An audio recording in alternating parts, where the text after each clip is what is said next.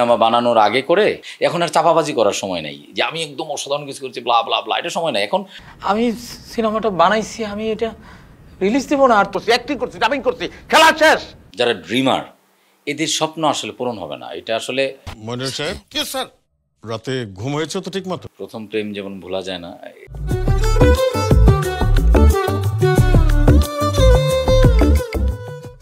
চক্করের অবস্থা হলে যখন আসলে আপনি তো দেখতেই পাচ্ছেন চক্কর নিয়ে চক্কর খাচ্ছি আর কি।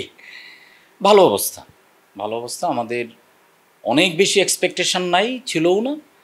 সো সেই অনুযায়ী আমরা মনে করি যে আমরা খুব ভালো অবস্থায়, আমাদের রেসপন্স ভালো, আমাদের কমিউনিকেশন ভালো, আমাদের যে পিআর টিমগুলো কাজ করছে এগুলো ভালো। প্রমোশনাল স্ট্র্যাটেজিটা যেটা মানে আমাদের দেশে এটা নতুন, কিন্তু মানে গ্লোবালি যদি আপনি চিন্তা করে দেখেন এটা নতুন না, এটা সবাই এটা করে। কেউ সিনেমা বানানোর আগে করে, কেউ অ্যানাউন্সমেন্ট মানে সিনেমা কবে রিলিজ হবে ওই সময় করে, কিন্তু এটা নতুন না আইডিয়াটা। আমাদের যেটা হয়েছে যে আগে কিন্তু আমাদের এখানে মহরত হয়তো নানান কিছু, এখনও সাংবাদিক দিনে প্রেস মিট টিট হয়, তো খুবই টিপিক্যাল জিনিসটা ছিল আর কি। তো আমার কাছে মনে হয়েছিল যে এমন একটা কিছু করা দরকার যেটা মানুষে একটু নতুনত্ব ভাবে।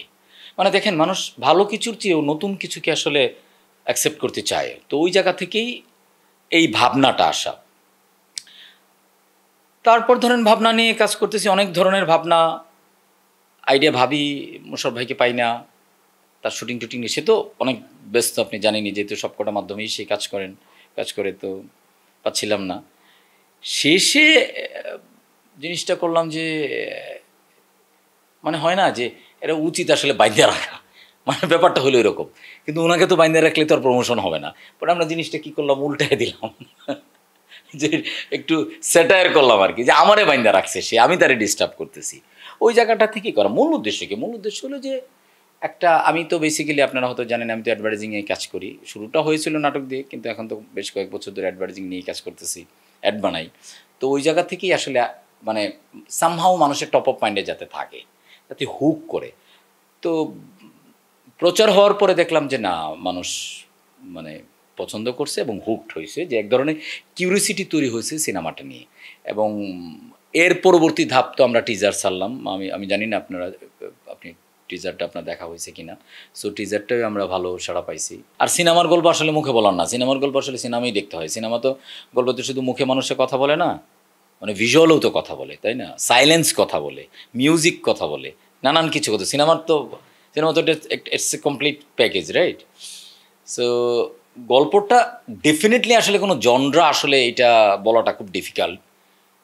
আমরা একভাবে বলতে পারি মার্ডার মিস্ট্রি, তার মানে থ্রিলার জনরা, আবার অন্যভাবে যদি বলি ইটস এ ড্রামা। তো এইটা it's a combination of drama and murder mystery, মানে মানে থ্রিলার, দুইটা মিলে আর কি। কতটুকু বাজ ক্রিয়েট হয়েছে এইটা আসলে আমার মানে সোশ্যাল মিডিয়া, যেটা আমার এই যে পেজ এবং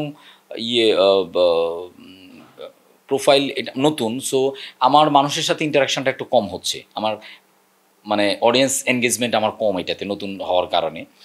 তো যতটুকু মানুষের কাছে দেখতেছি বা অন্যদের মাধ্যমে যতটুকু শুনতেছি, তো ভালো, মানে এতটুকুই আশা করি নাই। আমরা অন্যান্য ছবির যে তুলনায় যেভাবে যারা আছেন, আমাদের অবস্থানটা হচ্ছে যে ঠিক আছে, আমরা একটা ছবি বানাইছি, আমরা ছবি মানে আমরা একটা গল্প বলার চেষ্টা করি, দিন শেষে তো ওইটাই, সেটা মানে ভায়োলেন্সের ছবি হোক, অ্যাকশানে হোক, আর যাই হোক, হরর হোক, দিন শেষে তো কিছু বলতে চাওয়া, যে একটা কিছু বলতে চাইছি, এইটা এখন অডিয়েন্সের কাছে পৌঁছাইতে হবে, এই তো মূল উদ্দেশ্য। তো সাড়া যেটা পাচ্ছি এটা তার চেয়ে বেশি, মানে এক্সপেকটেশনের চেয়ে বেশি। আমি আসলে এটা স্টার কাস্ট হিসাবে মানে ছবি বানানোর পরে বুঝছি যে star caste is very important, hero important, কিন্তু আমার আসলে গল্পে দরকার ছিল ক্যারেক্টার। এই যে ওই জায়গা থেকে আসলে কাস্ট করা, যে আমি ক্যারেক্টারটাকে এরকম দেখতেছি, সো আমাকে এই কাজটা করতে হবে। মোশাররফ ভাইয়ের ক্ষেত্রেও সেম, কিন্তু মোশাররফ ভাইয়ের ক্ষেত্রে আমার একটু বায়াসড কাজ করছিল, যে আমি আমার শুরুর দিকের কাজগুলো আমি যখন ফিকশন বানাতাম, তখন আমি ওনার সাথে আমার এক ধরনের কথা ছিল যে আমার প্রথম সিনেমা আমি তোমাকে নিয়ে বানাবো, তোমার সাথে করতে চাই, এটা একটা ব্যাপার ছিল আর কি। সো আর বাকি যে আপনি যাদেরকে কাস্ট দেখতেছেন, এইগুলা আমার ক্যারেক্টারের জন্যই আসলে করা। তো এখন মানে দেখেন বিভিন্ন ধরনের ছবি হবে, মানে অনেক মানে শাকিব খান, আফরান নিশু, সিয়াম বা আরও যারা যারা আছেন এই টাইপের ছবি হবে। মোশাররফ করিমকে নিয়েও ছবি হবে, চঞ্চলকে নিয়ে ছবি, আবার এরকম যারা আছে অন্যদেরকে নিয়ে হবে। এখন আমি মানে আমার ব্যাপারটা হলো যে আমার স্টোরি, আমার কনসেপ্ট, আমার ক্যারেক্টার এদেরকে ডিমান্ড করছে। সো আমি অন্য কোনো ভাবনা থেকে আমি আসলে করি নাই। দেখেন প্রতিটা শিল্পীরই একটা নিজস্ব বৈশিষ্ট্য থাকে, মোশাররফ করিমেরও আছে। আবার at the same time Mosharraf Karim মানে ইজ অ্যান আর্টিস্ট যাকে আমরা এক কথায়, এটা আমারও কথা না, সবাই মোটামুটি বলেন যে মোশাররফ করিম হচ্ছে ভার্সেটাইল অ্যাক্টর। সো নিশ্চয়ই চরিত্র অনুযায়ী মোশাররফ করিম চাইছেন যে ওই চরিত্রেতেই ডুব দেওয়া। আমার জায়গা থেকেও তো আমি চেষ্টা করছি, মোশাররফ করিমের সাথে তো আবার আমার কম কাজ হয় নাই।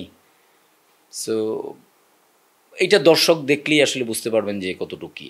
এখন যে সময় আমার আসছে, আমি এটা গতকালকেও বলছিলাম, এখন আর চাপাবাজি করার সময় নাই যে আমি একদম অসাধারণ কিছু করছি ব্লা ব্লা ব্লা, এটা সময় নাই। এখন দিন ঘনিয়ে আসছে, এখন হলে যাবে, মানুষে দেখবে, তারপরে বিচার করবে। হ্যাঁ, প্রথম সিনেমার ক্ষেত্রে জার্নিটা তো আসলে স্বাভাবিকভাবেই প্রথম প্রেমের মতো। তো প্রথম প্রেম যেমন ভোলা যায় না, এই জার্নিটাও এত মধুর, হয়তো অনেক দিন পর্যন্ত আমি যদি আর কাজ নাও করি তাহলেও এই স্মৃতি ভোলা যাবে না, জার্নি ভোলা যাবে না, বা অনেক আরও বড় বড় কাজ করে ফেললেও হয়তো এই জার্নি ভোলা যাবে না। এইটা আমার জন্য জার্নিটা মানে যেমন ইন্টারেস্টিং, এরকম অনেক স্ট্রাগলিং, অনেক পেইনফুল।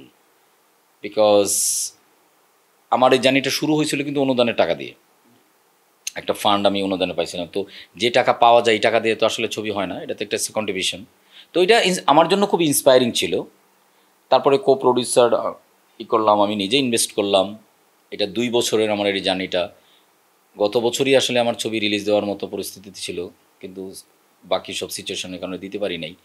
এই যে এতদিন এইটাকে নিয়ে বসে থাকা, এটাকে পালা, এটা হাতির মতো আর কি, যে যতদিন থাকবো এটার পিছনে আসলে ইনভেস্ট চলতেই থাকে টুকিটাকি।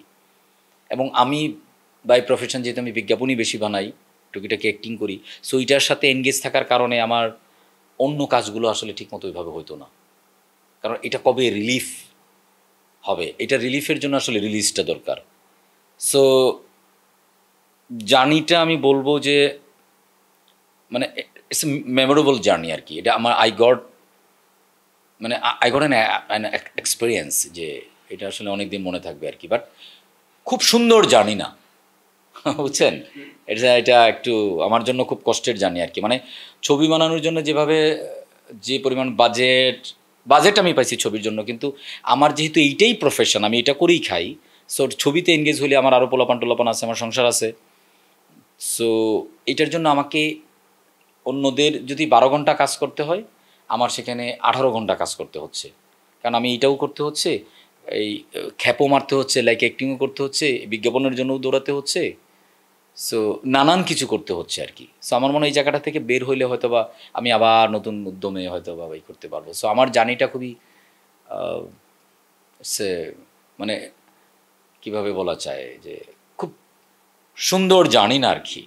এইটা যারা যারা ড্রিমার, এদের স্বপ্ন আসলে পূরণ হবে না। এটা আসলে এটা এক ধরনের আনস্যাটিসফ্যাকশন থাকবে, এটা ডিসস্যাটিসফ্যাকশন থাকবেই। যেটা আমার বানানোর পরে, এটা কমপ্লিট হওয়ার পরে আমার মনে হয়েছে, শুটিং কমপ্লিট হওয়ার পরে মনে হয়েছে যে এই শুটিংগুলো এরকম করতে পারতাম। মিউজিক করার পর মনে হচ্ছে হারে মিউজিকগুলো যে এরকম হয়তো, সাউন্ডও করার পর মনে হচ্ছে হারে এইখানে যদি এরকমটা হইতো, এই শটটা যদি এরকম নিতে পারতাম, এই মোমেন্টটা যদি আমি এইভাবে তৈরি করতে পারতাম তাহলে আরও ভালো হইতো। কালার করার পরে এরকম মনে হয়েছে। এখন একদম ছবির শেষ পর্যায়ে এসে আমার কাছে মনে হয়েছে যে আমি আবার যদি সুযোগ পাইতাম এই ছবি বানাতে, তাহলে আমি হয়তো এটার চেয়ে 1000 টাইমস বেটার ছবি বানাতে পারতাম এই গল্প নেই। এটা হচ্ছে আমার অনেস্ট রিভিউ। বাট স্যাটিসফ্যাকশনের জায়গা হলো এইটাই যে নেভার লুক ব্যাক, যেটা করছি ওই সময়ের জন্য হয়তো এইটাই উপযুক্ত ছিল, এর চেয়ে হয়তো বেটার কিছু আমি পারতাম না। এখন বানানোর পরে মনে হয়েছে যে আমি হয়তো বেটার কিছু পারতাম, কিন্তু ওই মুহূর্তে তো আমার যোগ্যতা এইটুকুই ছিল। সো ওই জায়গার থেকেই আর কি, যে আমি নিজের বুঝ দিচ্ছি যে না, মানে আই শুড বি স্যাটিসফাইড।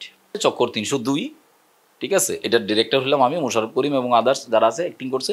এটার পিছনে কিছু টাকা পয়সা লগ্নিও আছে, অনেকগুলো মানুষের শ্রম আছে, এবং আমাদের অনেস্ট একটা টার্গেট আছে যে আমরা একটা জিনিসটা করছি অডিয়েন্সের কাছে যাওয়া, যাতে অডিয়েন্সে দেখে।